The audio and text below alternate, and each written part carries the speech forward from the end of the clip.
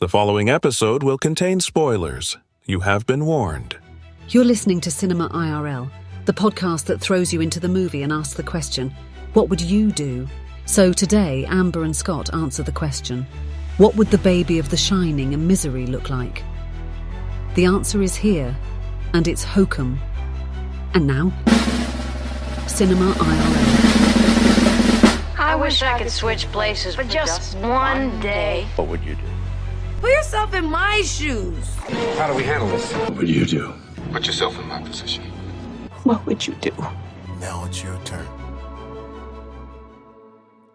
I'm starting with an aside on this movie before we even say what the title is, and that is, just because you're a celebrity doesn't give you the right to go being a dick in public. You might want to get those notes out to many celebrities. Well, I know, but it's like it's normalized. Oh, because I'm famous, I'm allowed to be an asshole. Now, listen, I get it. If people are bugging you and they're actively, like, on you, do what you got to do. But if someone's just talking to you randomly and asks you, like, don't burn their hand.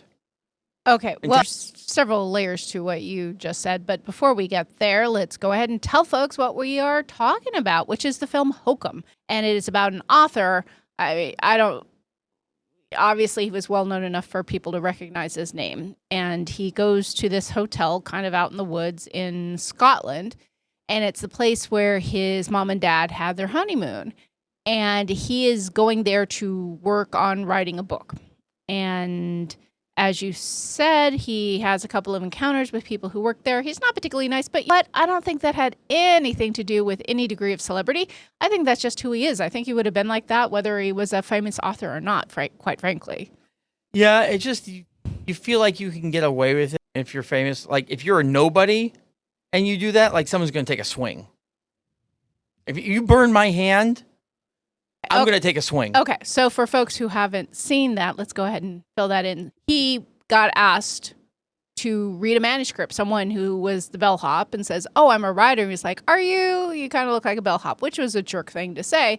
But then the bellhop said the same thing, which I'm sure so many people have said to anyone in the book industry is, hey, can you read my manuscript?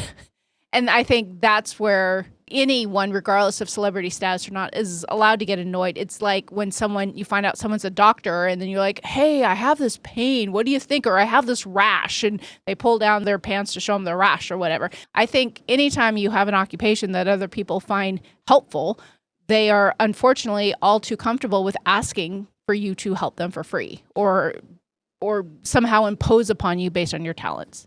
Yeah, so now, granted, the way that he responded with making a spoon hot and putting it on the bellhop's hand, absolutely unacceptable. Now, I want to say, I do think there's a slight difference in those. With the doctor, you are actually asking them to perform their chosen profession. Like, you're saying, I want you to work for free. For a writer, their job isn't to read manuscripts, it's to write them out.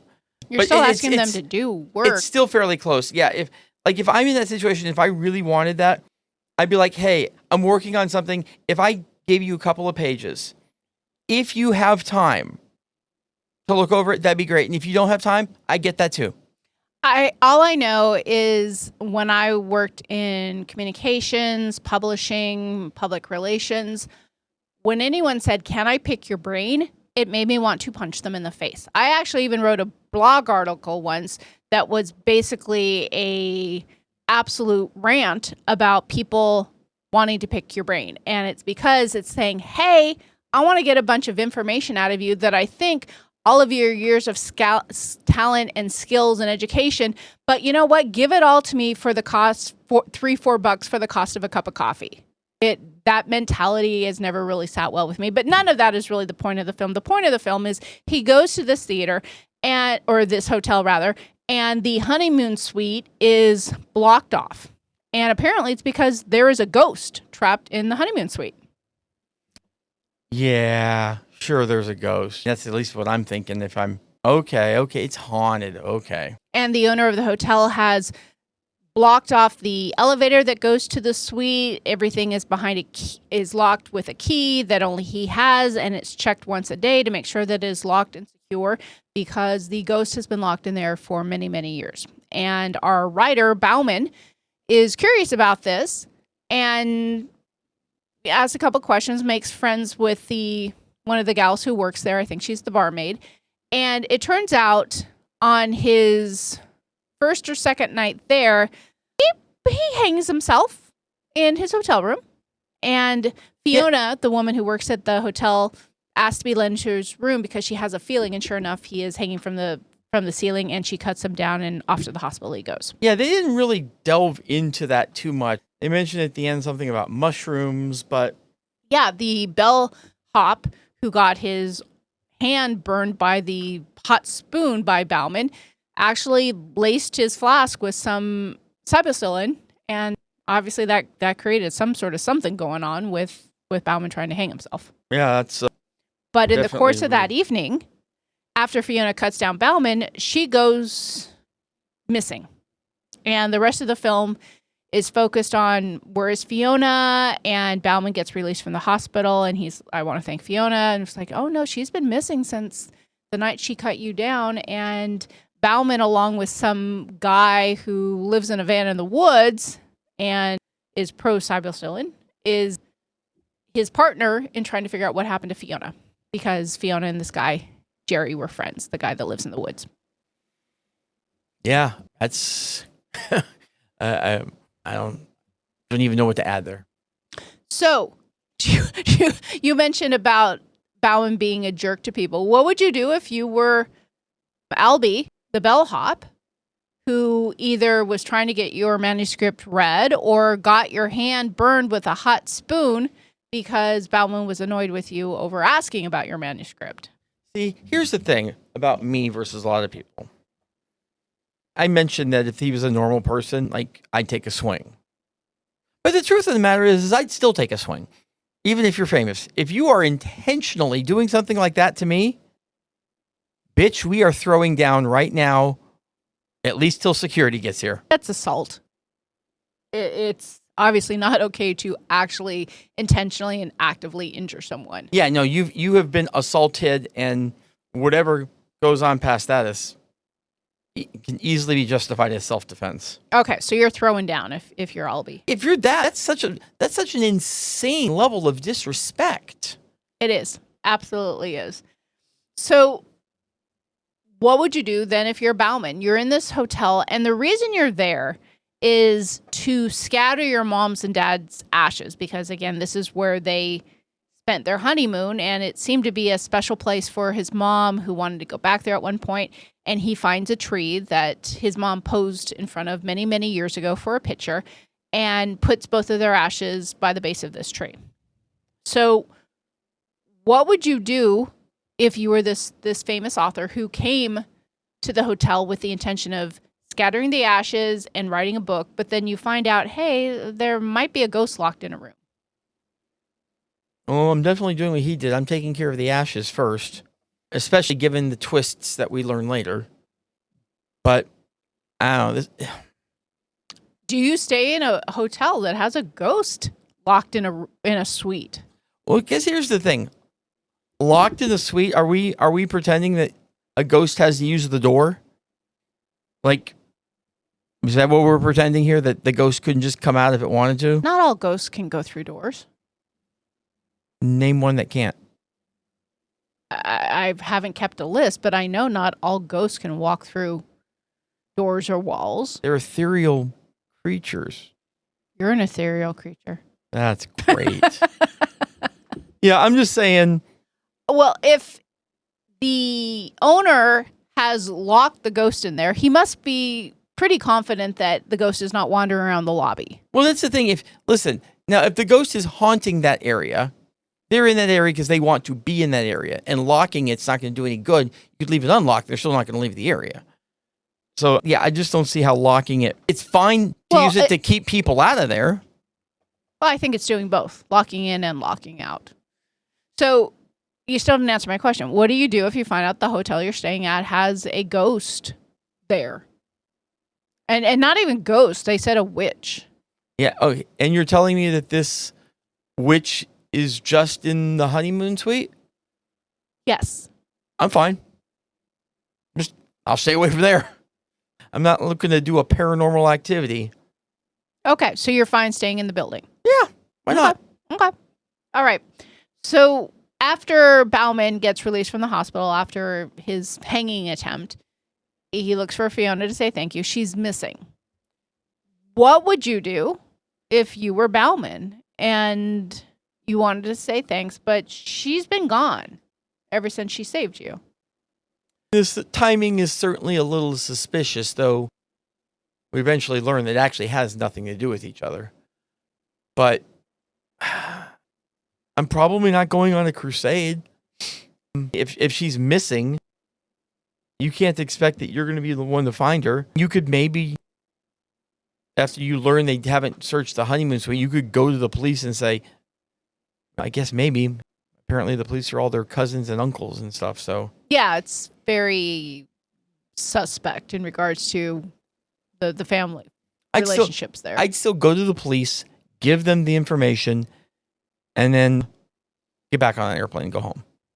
Okay. So too bad, so sad. I'll Figure it out. I'll keep an eye on the news stories if she's found.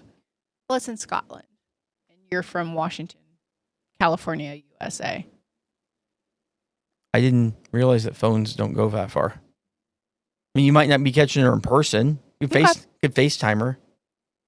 What do you mean you could FaceTime her? FaceTime who? Fiona. The person who's missing? Well, if she's found later. Oh, okay. So what about yourself? What if you're in his shoes? You come out of this and she's missing. I think the thing with Bauman and also Jerry, the guy who lives in his van in the woods, is that they both felt like there was something not right. And that is a hard feeling to squelch when you feel like something is just feels off. And when someone saved your life, I would feel more responsibility than you seem to with, wow, okay, this person saved my life. Now, for whatever reason, they're missing. Maybe there's something I can do. I think that's a reasonable exchange of just circumstance and the fact that, wow, you helped me through something, I should help you. And even if that's just finding out what the truth is, not necessarily always recovering someone fully, but finding out what happened. And it turns out what happened was completely unrelated to the ghost, in the fact that Fiona, the barkeep who went missing, apparently had some tryst with the guy who runs the front desk, who is the son-in-law of the owner, and she got pregnant, and he wasn't having any of that. And he took her up into the honeymoon suite and put her in a dumbwaiter, and she died. Yeah, because it seems that there was no way to get the dumbwaiter back up. Can you imagine being trapped in a dumbwaiter, and what a slow, excruciating death that must be? But here's the interesting thing too. Oh, he knocked her out first. She wasn't fighting. He drugged her, knocked her out, and then drug her up there, and then put her in the dumbwaiter. Yeah. So here's the thing as well. She didn't have to die in the dumbwaiter. Like, when she gets to the bottom, there's plenty of room to roam. Now, that did confuse me as well, because I thought, did he send her all the way down? Because then if she went down to the basement, that's where the witch is, but there's no way out. So did she crawl back in the dumbwaiter, or was she maybe stuck in the middle? Did he stop it so she was stuck in the middle? That part was a little unclear. I feel like the factual part of that got a little muddled. Also, given the close quarters and everything, I might not still be wearing the rabbit ears. I might have taken them off by that point. Yeah, she was in a costume because she went missing on Halloween. So, yeah, and that's definitely a point that never gets addressed. Is like if I'm her, she's probably still going to die, but she's probably not going to die from starvation in the dumbwaiter. What's she going to die from? The witch. Well, I don't think she died from the witch. Well, I don't think she died from the witch either. Okay. But I'm just saying. What's your point? I'm just saying I'm not going to sit in a dumbwaiter and do nothing and starve to death. I'm going to actively look for something I can do. Okay, if you're in a dumbwaiter and you're stuck, because I have to assume she was stuck between the suite and the basement, because would she crawl back in the dumbwaiter if she had had the ability to be freely in the basement? Obviously, if you're freely in the basement, you're also freely hanging out with your roommate, the witch, who seems to go after people. So hiding in the dumbwaiter seems reasonable. But here's the thing. I don't think you can stop the dumbwaiter midway. Because the mechanism that he had with the little boy, like, that thing would swing more often. It was a clock, not an actual little boy. But yeah, with the clock. It would swing more often. Like, if you could stop it with that, it would have stopped at some point on him.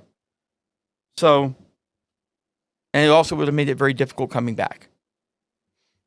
Okay. So I think it's once you send that thing, it's going all the way. Okay. So, like, she was definitely down there. But yeah, it doesn't make sense. All right. So ultimately, our writer friend Bauman goes looking for her, also gets locked in the honeymoon suite, left for dead essentially by the guy who runs the front desk, who is Fiona's baby daddy, married baby daddy, and is left to fend for himself, has an encounter with the witch, realizes what's going on, and is trapped up there and is trying to get out. What would you do if you were in Bauman's shoes? This one's easy. I'm going through one of those doors. I promise you, I'm going through one of those doors. What do you mean one of those doors? Well, there was the small ones under the desk. Okay, yeah. There and was then a there little was hatch. the bigger ones. But that doesn't matter. There's still an elevator on the other side that you have to get down, and then there's another gate that you have to get out. Oh, yeah. No, and the hotel is closed for the season, so even if you get as far as you possibly can, there's nobody there to help you. Yes, but my point is that I would get to that point to learn that there was nothing I could do. More than likely, the big door opened in, because they always would open in. You can't break that door down, not easily. But if it opens in, you have the hinges on your side. So you just disassemble the hinges in some way or fashion.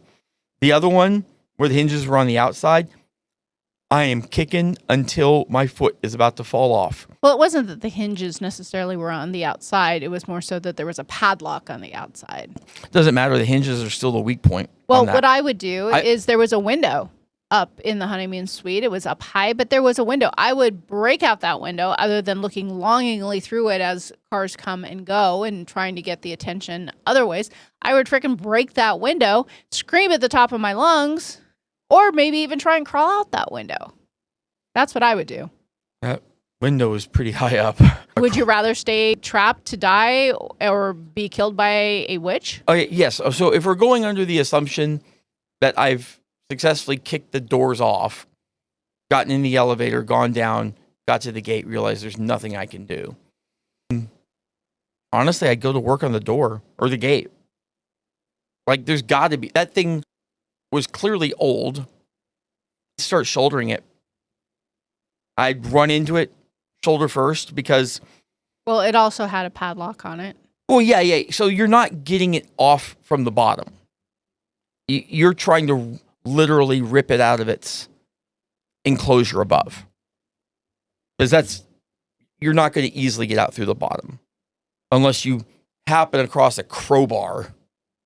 Which, probably not happening across a crowbar. Well, I was definitely thinking about something that could be used as a crowbar when he was trying to get out that little tiny hatch that he had found that had the padlock on the other side. I was definitely thinking about what in that room could be used as a makeshift crowbar. The knife? That doesn't have enough leverage. What did you see? What do you mean, what did I see? Well, you said you... I would be thinking about what in the hotel room I could use. I wasn't actually... Gotcha. There. Yeah, no, I would... Again, these answers are going to be a little different between you and me because it's not just because I'm male and you're female. There is a physical strength difference between us. You're probably not going to be able to shoulder that gate enough. I'm pretty strong. To get it to come out. I can summon my inner linebacker.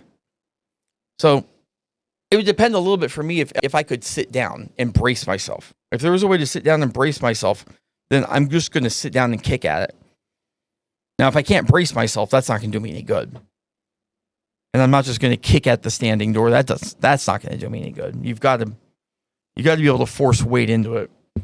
Okay, so unless you have something else, I want to look at what I think here is our last. What would you do? I will say this: if I go an hour and I see I'm just not getting anywhere, I am probably taking your advice and going back up, finding that window, and breaking it, trying to get out of it.